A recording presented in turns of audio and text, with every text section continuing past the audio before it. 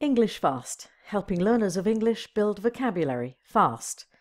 CEFR A1. Warm, very, zoo. Warm. Warm is an adjective. A1 learners usually know warm. At A1, warm refers to a temperature that is between cool and hot. Here are some examples. It is a very warm day. Tell me if you are not warm enough. He has his hands in his pockets to keep warm.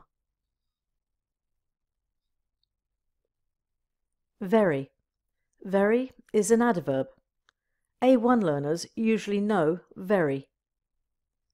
At A1, very is used for emphasis. Here are some examples. It is a very interesting film. He is very tall and good-looking. Thank you very much for the chocolates. Zoo. Zoo is a noun. A1 learners usually know zoo.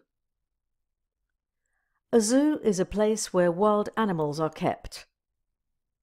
Here are some examples. Every summer we go to the zoo.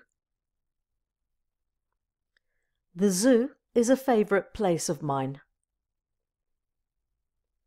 She likes to see wild animals at the zoo. Now, write some of your own sentences with warm, very and zoo. Download the free A1 workbook from englishfast.co.uk.